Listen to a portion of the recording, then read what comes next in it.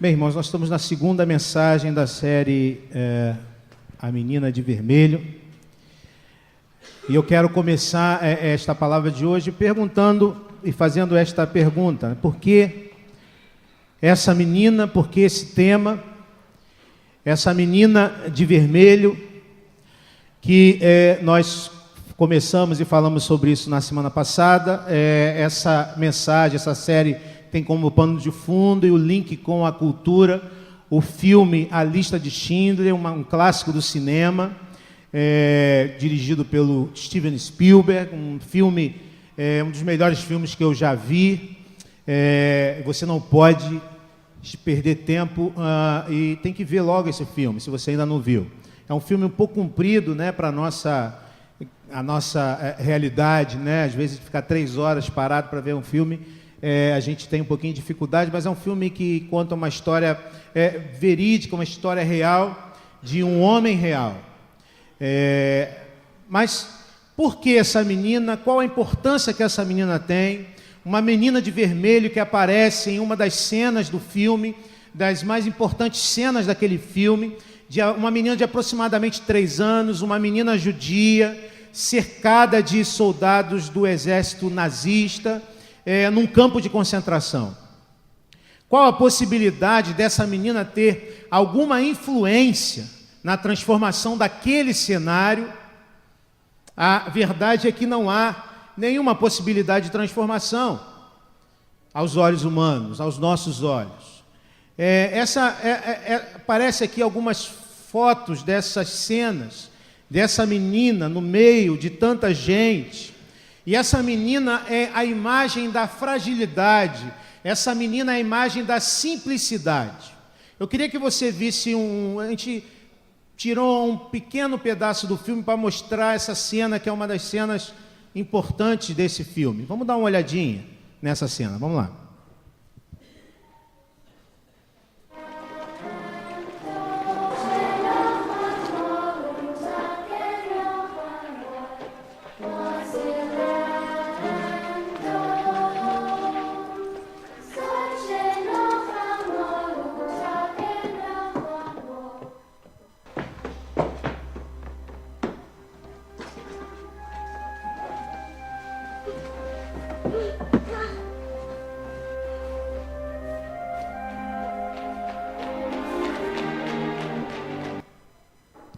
Para quem não viu o filme,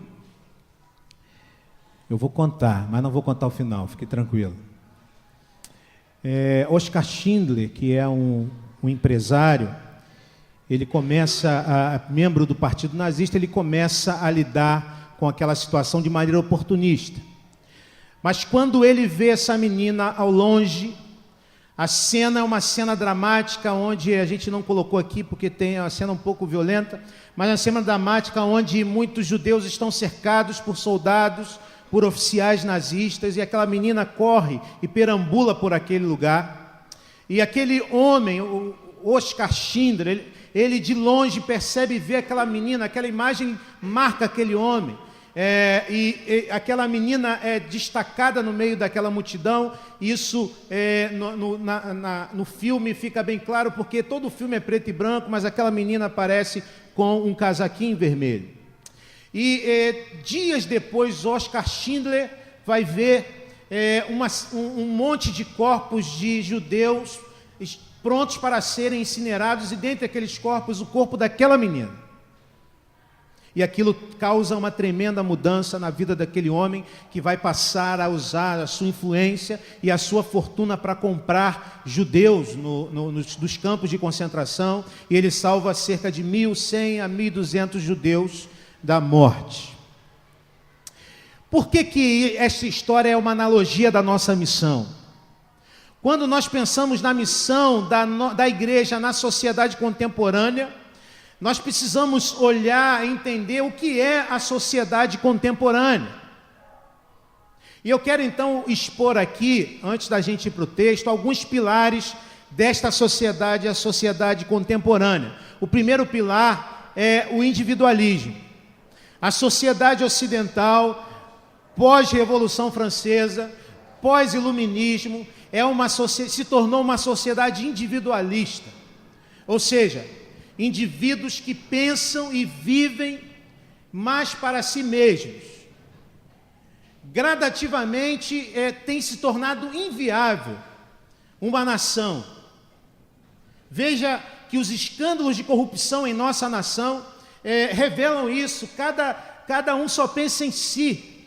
Igrejas, como comunidades, não conseguem mais se viabilizar, porque igrejas que outrora eram comunidades cristãs têm se tornado um conglomerado de consumidores da fé. Famílias estão se tornando projetos inviáveis. Por quê? Porque os nossos projetos são projetos individualistas, não temos projetos comunitários. O casamento está se tornando um projeto inviável. Veja, a soma de dois indivíduos. Por quê? Porque cada um tem o seu projeto profissional, cada um tem a sua maneira de ser e não abrem mão disso, tornando o casamento também, dentro da cultura contemporânea, um projeto inviável. Um outro pilar da sociedade contemporânea é o hedonismo. No mundo contemporâneo, nós, dentro da nossa cultura, não tomamos decisões baseadas no que é certo, mas tomamos decisões baseadas no que dá mais prazer. Consequentemente, nós somos incapazes de tomar decisões que geram dor. Por quê? Porque a matriz orientadora das nossas escolhas tem sido o prazer. Nós falamos isso bastante na semana passada. O terceiro pilar é o imediatismo. Quando você anda pelas ruas, as estruturas das nossas cidades estão cercadas por esse pilar, por esse valor, imediatismo, que orienta a nossa cultura. Os fast foods, os celulares. Hoje nós ficamos olhando para as telas dos nossos celulares porque queremos receber mensagens imediatamente. Não é isso?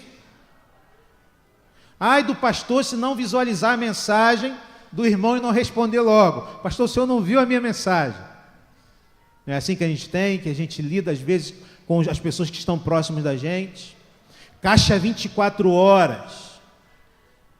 A tecnologia muda a nossa vida porque cada vez mais nós somos homens e mulheres avessos a processos. Estamos numa cultura imediatista. Tudo que demanda tempo para a gente, tudo que demanda perseverança, a gente tem uma tendência a abortar dentro da nossa cultura. O quarto pilar é o relativismo. Vivemos num mundo pós-verdade. O que é isso? Não existe mais verdade absoluta.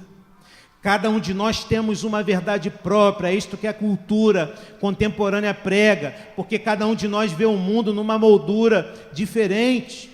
Portanto, o que é politicamente correto é não discordar de ninguém, é não se opor a ninguém. Este é o lema da nossa cultura. Essa é a sua verdade e eu tenho a minha verdade, porque eu olho o mundo diferente de você, em outra moldura que não é igual à tua. E o quinto pilar é o secularismo. E isso pode ser bem percebido por uma imagem.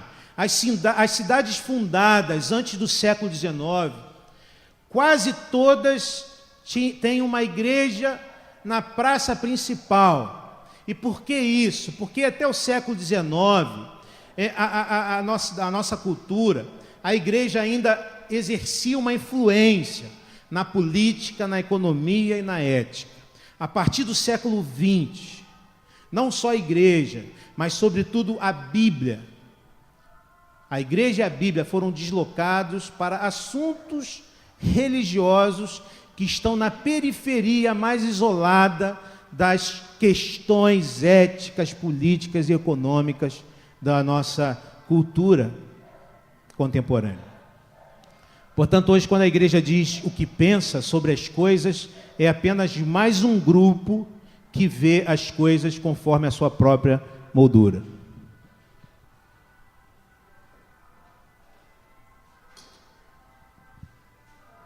Portanto, irmãos, nessa cultura ocidental que tem esses pilares, individualismo, hedonismo, imediatismo, relativismo, secularismo. Que chance tenho eu, com essa mensagem que eu estou trazendo para vocês, de fazer alguma diferença nessa sociedade? Qual a chance? Nós temos aqui, vamos pensar que temos quase 100 pessoas aqui, ou 100 pessoas aqui. Algumas pessoas vão ouvir essa mensagem, outras pessoas vão receber ou vão ouvir essa mensagem no YouTube. Talvez daqui a algum tempo um outro número de pessoas acessem esse nosso canal no YouTube. A propósito, a gente tem um canal no YouTube onde essas mensagens são colocadas. Se você quiser ouvir de novo ou não ouvir uma das mensagens da série, você pode acessar. Pode procurar o Nelson aqui para perguntar, se você quiser. Faz assim, Nelson. A pergunta é: como eu posso fazer diferença no mundo em que grandes instituições midiáticas, no mundo em que essas instituições midiáticas detêm a supremacia da atenção do mundo? Temos algumas delas ali. Elas são grandes, elas detêm a supremacia. Por exemplo, o maior youtuber, sabe o que é youtuber?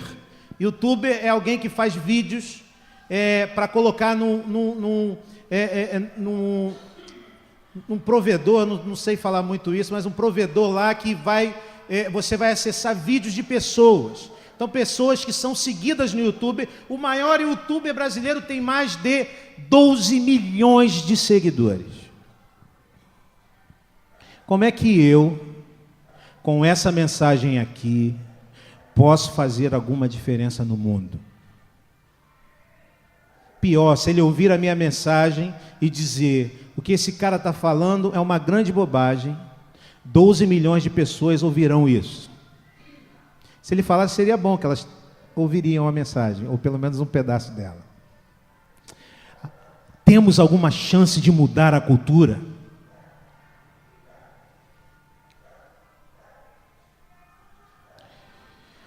Deixa eu tornar a coisa um pouco mais séria. Alguns estudiosos, alguns sociólogos, antropólogos, alguns filósofos, devido ao avanço da cultura hedonista, individualista, relativista, dizem o seguinte, que daqui a algumas gerações o cristianismo estará extinto. Pelo menos esse cristianismo ligado à matriz mais original. No melhor das hipóteses, restará um cristianismo híbrido, permeado pelos pilares que nós citamos. É o que dizem esses especialistas. O grupo que mais cresce no nosso país é o grupo de pessoas que deixaram de frequentar uma igreja. Diante disso tudo, irmãos, eu me sinto como uma menina de 3 anos, uma menina judia de 3 anos, cercada de soldados nazistas, num campo de concentração. Diante disso, eu me sinto assim como pastor e como um cristão, como discípulo de Cristo. Sou frágil demais, sou simples demais para conseguir fazer qualquer mudança no mundo que eu vivo. Então, a história de Spielberg, essa menina, que eu me sinto como ela, a história de Spielberg nos traz essa reflexão. A imagem dessa menina, simples e frágil, que chama a atenção de Oscar Schindler. E esse empresário poderoso e influente toma a decisão de usar o que ele é e o que ele tem para salvar a vida de pessoas condenadas. Tudo começou quando ele vê uma menina simples e frágil. Por isso é que a nossa mensagem de hoje tem como tema uma menina de vermelho, uma analogia da nossa missão em simplicidade e fragilidade, porque simplicidade e fragilidade sempre foram características da verdadeira igreja cristã, sempre foram a marca desta igreja.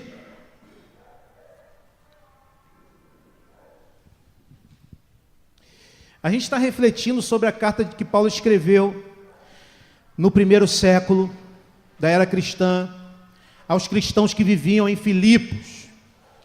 Dissemos que haviam 2 teorias sobre a data da carta. Vamos usar a segunda teoria. A carta foi escrita em Roma, no ano 62 depois de Cristo. O Império Romano domina o mundo conhecido naquela época, domínio político, econômico, militar, cultural. E o imperador é um louco de pedra. Qual o nome dele? Nero. Uma ênfase da filosofia norteadora da cultura romana é esta: a razão de viver é se tornar poderoso e influente. Essa é uma tônica da filosofia da cultura romana. A pergunta é esta: o cristianismo teria alguma chance de se propagar nessa cultura? Vamos pensar junto? O cristianismo, o Evangelho de Cristo, teria chance de prosperar na cultura romana do primeiro século? Vamos pensar juntos? Eu chego lá e digo para um romano: olha só, eu sou seguidor de Jesus de Nazaré. Ele vai falar: quê? Nazaré? Onde fica isso? E eu falo: fica lá na Galileia. E aí o romano vai falar: o quê? Galileia? Onde fica a Galileia? E eu diria: numa das colônias romanas. E o romano pergunta: o que ele ensinava, esse tal Jesus Cristo que você segue? E eu respondo: ele ensinava que devemos negar a nós mesmos. E o cara já olha para mim com a cara: mas o que ele ganhou com isso? E eu respondo: ele foi crucificado. A morte mais humilhante do império. A pergunta é essa: quem vai querer seguir esse Jesus numa cultura como a cultura romana? Que chance o cristianismo teria nessa cultura quando nós olhamos com olhos humanos?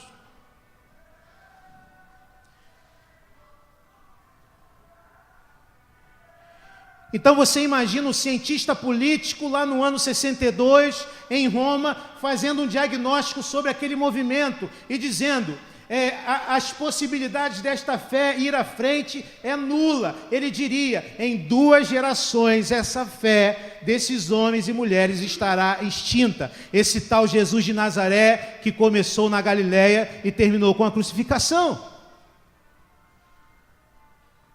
2000 anos depois, do outro lado do mundo, estamos aqui reunidos, igreja cristã. Nero se tornou nome de gente ou de animal. Tem nenhum Nero aqui não, né? Por favor. Mas Nero é conhecido como uma pessoa louca, um imperador louco. E o Império Romano, a gente só conhece por causa das suas ruínas. Eu não sei se você está aqui cheio de ceticismo acerca da espiritualidade cristã, mas eu convido a você a ponderar sobre isso. A espiritualidade cristã tinha tudo para desaparecer, e o Império Romano tudo para prosperar. Esse evento que eu citei é um dos diversos eventos em mais de 2000 anos. A fé cristã é essa menina judia de 3 anos, cercada de oficiais nazistas, num campo de concentração. Ninguém apostava nela, mas curiosamente ela é usada para a transformação da realidade. Ninguém acredita nela. Quando o apóstolo Paulo fala sobre isso na carta aos Filipenses, ele fala primeiramente sobre o modelo. E esse modelo é o próprio Jesus Cristo. Ele usa para isso uma canção conhecida pelos cristãos daquela época. Paulo incorpora no seu texto essa canção. Deixa eu mostrar isso para vocês.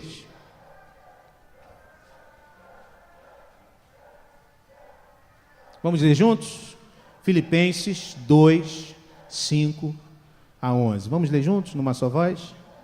Seja a atitude de vocês a mesma de Cristo Jesus, que, embora sendo Deus, não considerou que o ser igual a Deus era algo a que devia apegar-se, mas esvaziou-se a si mesmo, vindo a ser servo, tornando-se semelhante aos homens.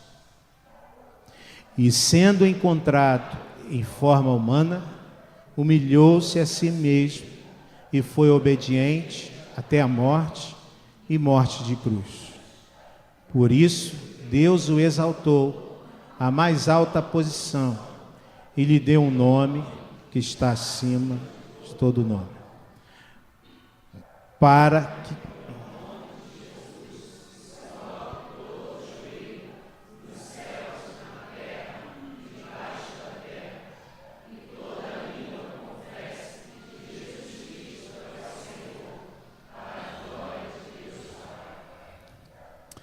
sempre foi uma marca da igreja a simplicidade e a fragilidade.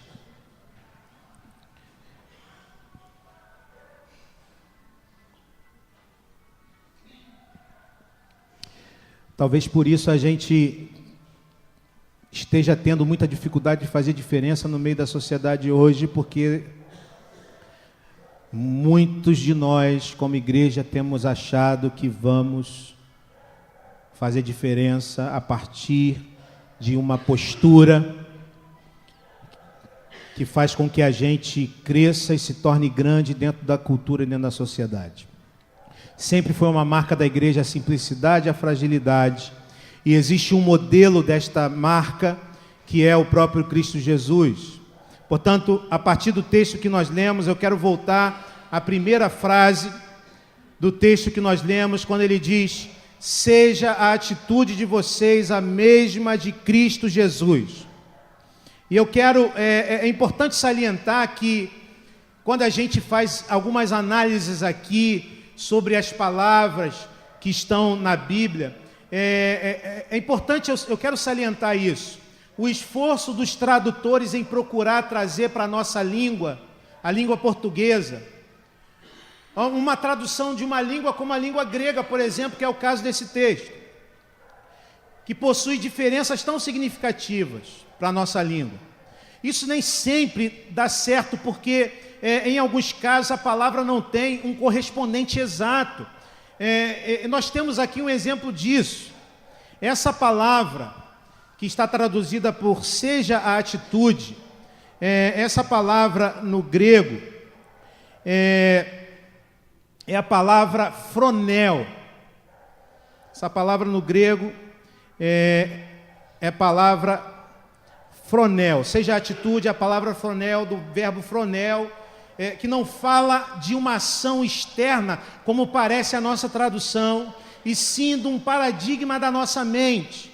A melhor tradução para esse seja a atitude, seja a sua forma de pensar a vida, seja a sua forma de conceber a vida, seja a sua forma de considerar a vida a mesma de Cristo. Mas a coisa é um pouquinho mais ampla. A forma de considerar a vida, de pensar a vida, de refletir a vida, mesmo com circunstâncias adversas, com circunstâncias boas ou ruins. Paulo está dizendo o seguinte, irmãos: temos um modelo quando falamos de considerar as circunstâncias da vida. Ou seja, devemos ter a mente de Cristo quando estamos diante das circunstâncias da vida, quando lidamos com as adversidades da caminhada cristã. Precisamos ter a mente de Cristo diante daquilo que temos ao nosso redor. Esse verbo é tão importante nesse texto, que quando você pega esse verbo em todas as cartas, Paulo usa 23 vezes. Em Filipenses, que é a carta que nós estamos usando, com 4 capítulos, ele usa essa palavra 10 vezes, ou seja, 42% está nessa carta, e essa pode ser uma chave para a gente. Paulo escreve a carta sofrendo, Paulo escreve a carta passando por adversidade, ele está sendo injustiçado, ele está sendo caluniado, ele está preso em Roma. Mas se você ler os 4 capítulos de Filipenses, você se surpreende pelas vezes em que Paulo fala de alegria, pelas vezes em que Paulo fala de contentamento, pelas vezes em que Paulo fala de regozijo. Como é que pode esse camarada, passando pelo que está passando, preso injustamente, porque pregava o evangelho de Cristo, esperando o julgamento e podendo vir a morrer. Como é que ele pode falar de alegria? Quando é que ele pode falar de contentamento? Como é que ele pode falar de regozijo? Ele exercitava olhar o mundo através da mente de Cristo. Ele considerava a sua vida, as suas dificuldades, suas adversidades a partir da mente de Cristo. Nesse hino, Paulo faz menção de 3 verbos que são muito importantes para entendermos essa maneira que o modelo de Jesus considerou a sua vida. Ele diz o quê? Ele diz o seguinte: Jesus, embora sendo Deus, não considerou que o ser igual a Deus era algo que devia apegar-se. Embora sendo Deus, não considerou ser igual a Deus. Isso quer dizer que aquela criança formada no ventre de Maria já é Deus. É o Deus onipotente, é o Deus onisciente, é o Deus onipresente, da mesma essência de Deus Pai. É o Deus que participa da criação. Muito antes de ser concebido, Ele é onipotente, ou seja, pode todas as coisas. Ele é onisciente, ou seja, conhece todas as coisas. Ele é onipresente, ou seja, está em todos os lugares, em todos os tempos, a todo tempo. Isso é inconcebível para a nossa mente limitada e aprisionada no tempo chamado Cronos. Este Deus, embora Ele fosse Deus, Ele, diz o texto, esse é o primeiro verbo, Ele não considerou o ser igual a Deus,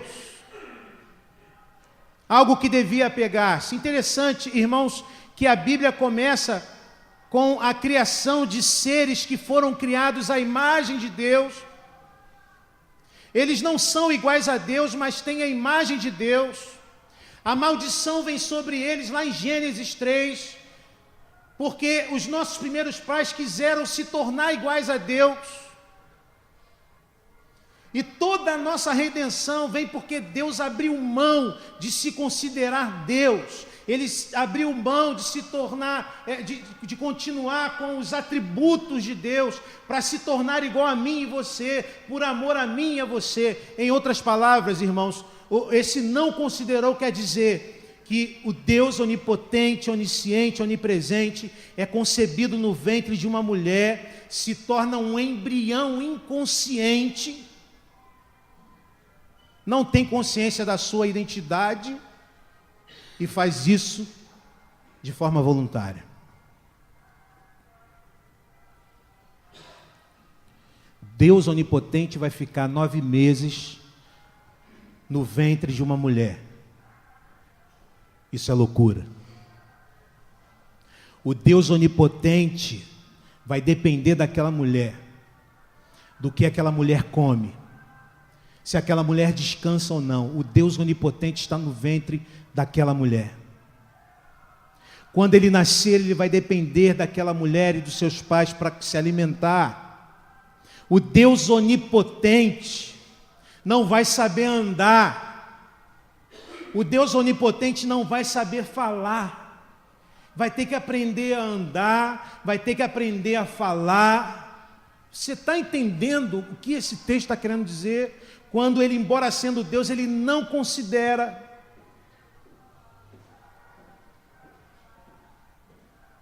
O Deus onipotente se coloca numa condição de impotência. Tem gente que pensa que Jesus, já como embrião, por exemplo, já possui a memória residente. Não. Tem gente que pensa assim, Jesus estava lá no ventre, um embrião já pensando como ele ia fazer os milagres, como ele iria proferir os seus sermões. Não! Ele se esvazia. Tanto é assim que Lucas 3 diz que Jesus, com 12 anos, era uma criança brilhante, que chamava a atenção dos doutores da lei, mas diz o seguinte: Jesus crescia em conhecimento, Jesus crescia em sabedoria. Só pode crescer em conhecimento, só pode crescer em sabedoria quem abriu mão de ser onisciente. O ponto é, Jesus, para ser nosso Redentor, abre mão.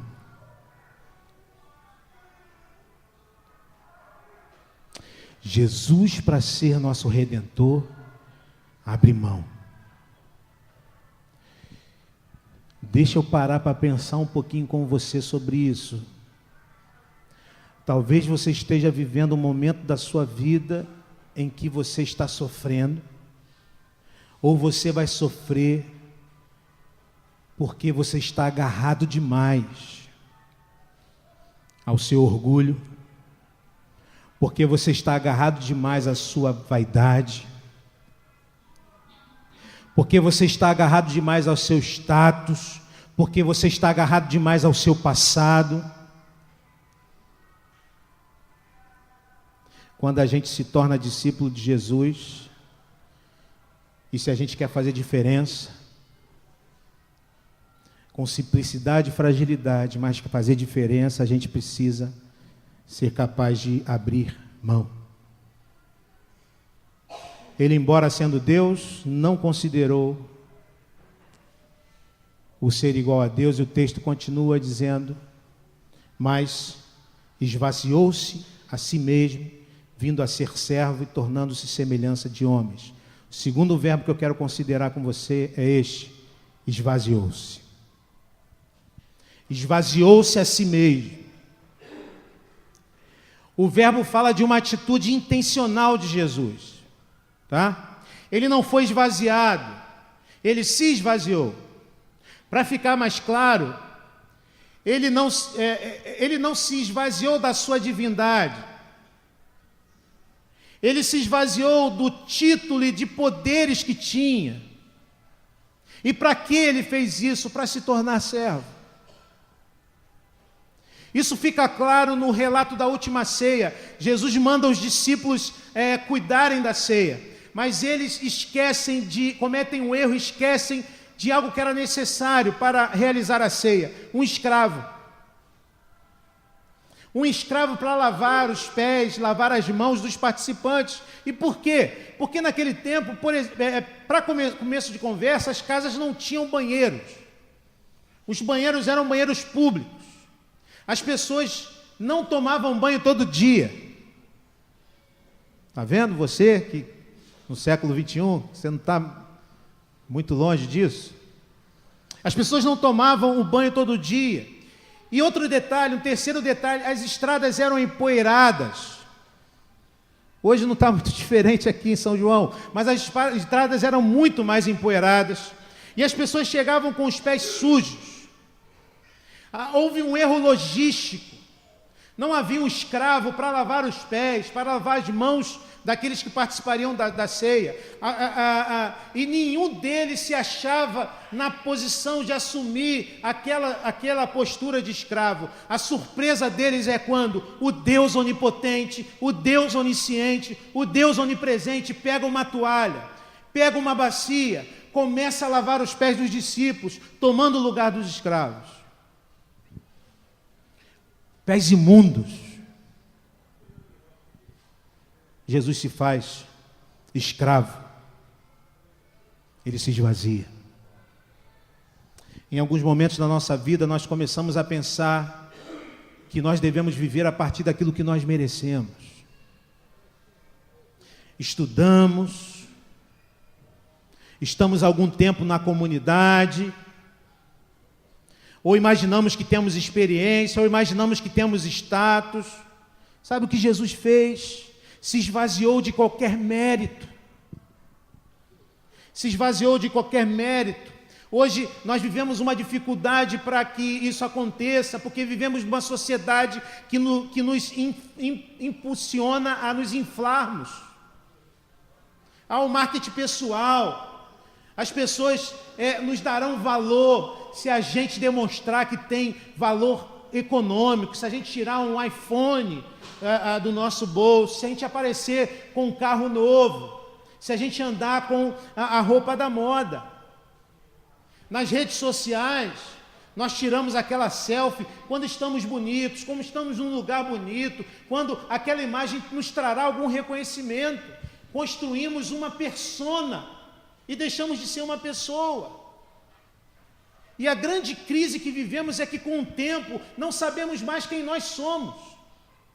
Outro dia havia uma reportagem na ESPN Internacional, que é um programa de esporte, e falando de jogadores de futebol americano que, depois da fama, perdem tudo o que têm, tudo o que ganharam, tornando-se alcoólatras. E por quê? Ao longo da sua vida e dos tempos de fama, criaram uma persona, criaram um personagem. E quando longe da mídia, não sabem mais quem são. E aí caem em depressão, tornam-se dependentes de álcool. Muitos deles morrem quando perdem a fama, porque não sabem lidar com quem são de verdade por detrás da máscara construída ao longo do tempo. Interessante pensar que Deus não ama a sua persona. Ele não ama o seu perfil de Facebook. Ele ama você do jeito que você é, lá dentro do teu coração. Aquilo que você tenta esconder, criando essa persona, é isso e é esse quem Deus ama. Nos apegamos a títulos, nos apegamos a essas coisas que criamos e construímos ao longo do tempo. Não, diante de Deus não sou um pastor, diante de Deus não sou um comunicador, diante de Deus não sou um pregador, eu sou o Eduardo da Silva Machado. Deus sim me deu dons para que eu pudesse utilizar, mas eu não sou isso. Você não é um bom músico, você não é um bom advogado, você não é um excelente aluno, você não é uma ótima mãe, você é uma pessoa que Deus capacitou com dons. E, irmãos, há tempos na nossa vida em que precisamos nos esvaziar de tudo isso, senão a pressão aumenta, porque a gente começa a pensar que a gente é o que a gente é por causa das nossas capacidades. Portanto, quando olhamos para o modelo Jesus, que não considera o ser igual a Deus, antes ele se esvazia. Não estou falando de momentos em que somos esvaziados pela vida, pelas circunstâncias que nos assaltam, momentos em que parece que a vida vem como um alfinete e tira toda a nosso ar e a nossa pressão, e a gente fica murchinho por causa de circunstâncias da vida, mas estou falando de momentos em que nos esvaziamos por conta própria, entendemos que, como discípulos de Cristo, precisamos nos esvaziar de todo o nosso orgulho. Embora sendo Deus, ele não considerou o ser igual a Deus, antes a si mesmo se esvaziou e, sendo encontrado em forma humana, humilhou-se. Terceiro verbo, humilhou-se a si mesmo e foi obediente até a morte e morte de cruz. Terceiro verbo, humilhou-se a si mesmo. E aqui o negócio vai ficar tenso.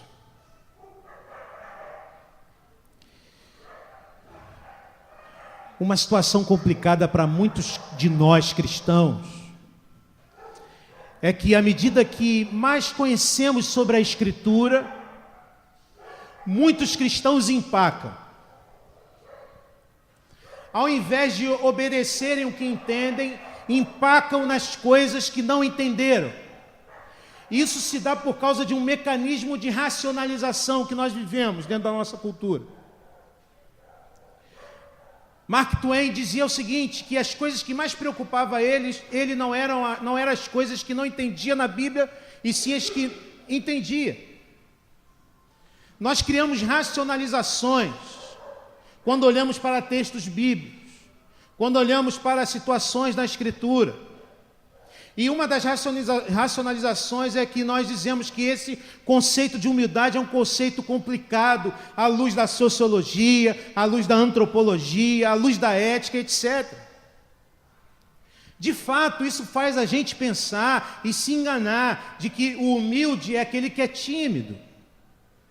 A gente pensa que é isso, humilde é a pessoa tímida. Não, pessoa tímida é tímida. Não quer dizer que ela seja humilde. O tímido pode ser por dentro uma pessoa orgulhosa, uma pessoa vaidosa.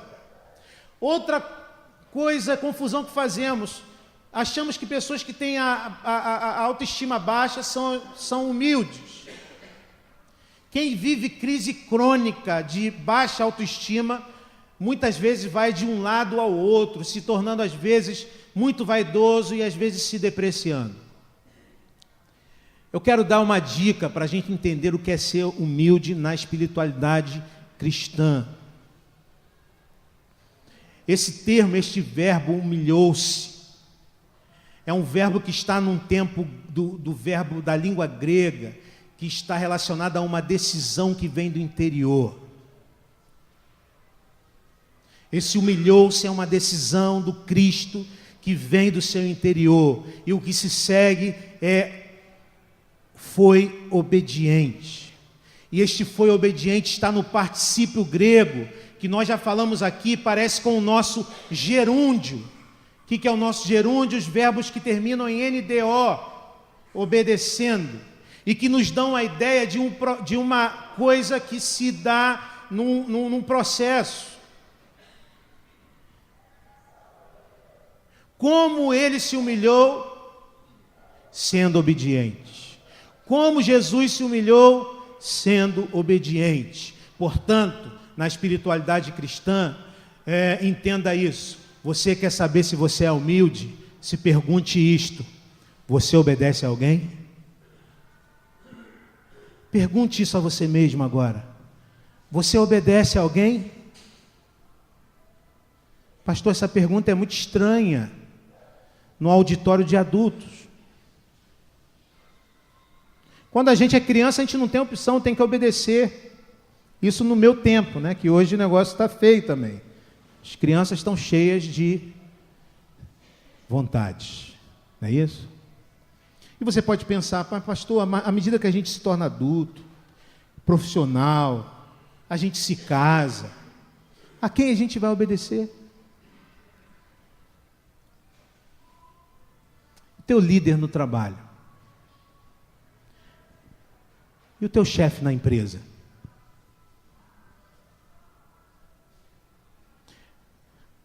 Você acolhe em obediência o que o seu pastor ensina acerca da palavra?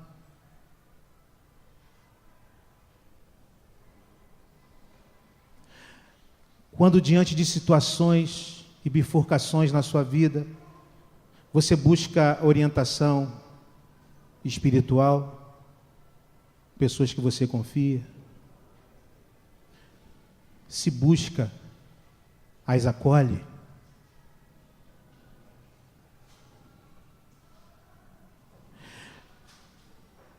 Porque se você perceber que no atual momento da sua vida você não obedece a ninguém, você não precisa refletir se você é humilde ou não. Você não é humilde. Me desculpa.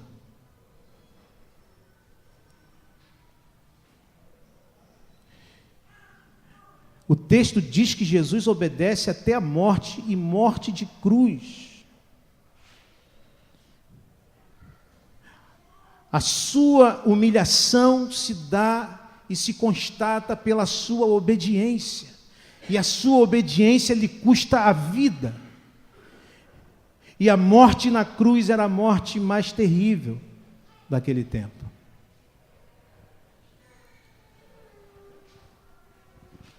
A marca da igreja, a igreja em todo o tempo da história foi a igreja que viveu em simplicidade e fragilidade. É assim que a gente vai fazer diferença nesse mundo. O modelo é Cristo. O modelo é Cristo, que não considerou ser igual a Deus, se esvaziou e se humilhou, obedecendo até a morte e morte de cruz. Mas eu não quero que você saia daqui deprimido nessa noite, porque quando nós vivemos assim, em simplicidade e fragilidade, há uma confiança. E o texto continua dizendo o seguinte, lê comigo? Por isso, Deus o exaltou à mais alta posição e lhe deu um nome que está acima de todo nome. Porque Jesus confia. Jesus confia, ou porque Jesus obedece, desculpa. Ele obedece porque confia no projeto do Pai. Ele obedece porque confia nos caminhos do Pai. Ele obedece porque confia no caráter do Pai. Ele não tem carteirinha de Deus para dar carteirada, porque ele sabe com quem ele está caminhando. Ele confia no caráter do Pai. O texto diz que o Pai então o exaltou à mais alta posição e lhe deu um nome que está acima de todo nome. O texto continua dizendo o seguinte, pode ir. Pode ir, mais um. Para que ao nome de Jesus se dobre todo o joelho, nos céus, na terra, debaixo da terra, e toda a língua confesse que Jesus Cristo é o Senhor, para a glória de Deus Pai. Perceba então, irmãos, estes dois movimentos dessa história. Cabe a Jesus se esvaziar, cabe a Jesus abrir mão, cabe a Jesus se humilhar, porque ele confia no caráter do Pai, e ele sabe que num segundo momento o Pai o exaltará. Podemos viver esta realidade na nossa vida, podemos abrir mão do nosso orgulho, podemos abrir mão da nossa vaidade, podemos nos esvaziar dos nossos títulos, podemos viver a vida desta forma, podemos nos humilhar e obedecer à palavra de Deus, mesmo que isso nos denote sofrimento, mesmo que isso nos leve para um caminho de dor. Por quê? Porque nós confiamos no caráter do Pai, porque nós confiamos que Deus tem para nós bênçãos. Há um texto em 1 Pedro 5,6 que diz o seguinte: humilhai-vos diante da poderosa mão de Deus, para que, no devido tempo, Ele o exalte. Em outras palavras, nós somos desafiados a abrir mão, nós somos desafiados a nos esvaziar e a obedecer, porque sabemos e cremos que Deus estará nos exaltando no tempo devido, no tempo oportuno. E sabe por que nós temos dificuldades, irmãos, de abrir mão, de esvaziar, de obedecer? Porque muitas vezes nós não confiamos no caráter de Deus. Achamos que temos que estar na história nos defendendo. Achamos que temos que ficar na história nos agarrando às nossas conquistas, a nossa posição social, nos agarrando ao nosso passado, nos inflando para que nos respeitem. O caminho que Jesus propõe é um caminho louco para o mundo, mas para nós, sabedoria de Deus, nos esvaziarmos, nos humilharmos e obedecermos, e no tempo oportuno Ele nos exaltará. Eu quero terminar esta palavra fazendo 3 perguntas para você. Eu quero que você leve isso no seu coração. Quer chamar o grupo de louvor, está já aqui à frente.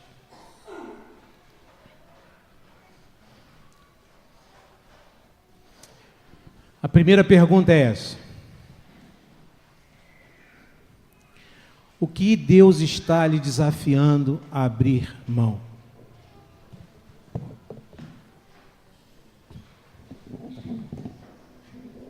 O que Deus está te desafiando a abrir mão?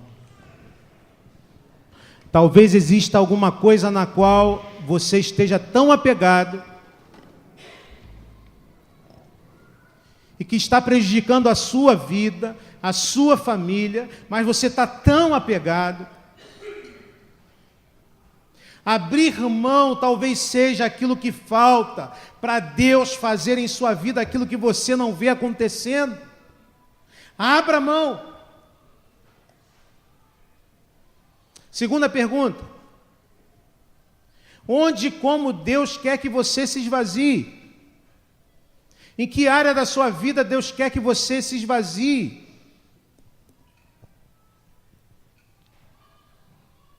Talvez esteja na hora de se esvaziar numa briga que tem durado anos.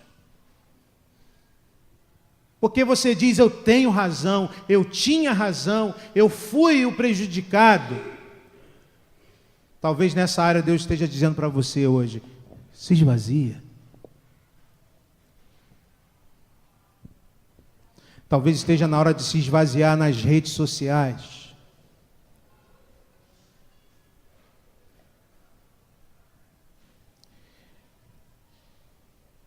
Relacionar-se com Deus não através da sua persona, mas através da sua pessoa. Sem medo das pessoas não gostarem da sua pessoa. Confie em Deus. Terceira pergunta: a quem Deus quer que você obedeça?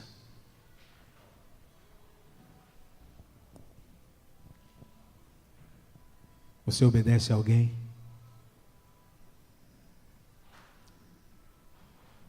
Você que tem caminhado na vida, caminhada cristã, tem um mentor espiritual? Uma pessoa em que você confia e com quem você possa desabafar as questões mais profundas, com real intenção de obedecer a esta pessoa, de andar com esta pessoa, de concretizar esta humildade na sua vida, obedecendo a alguém.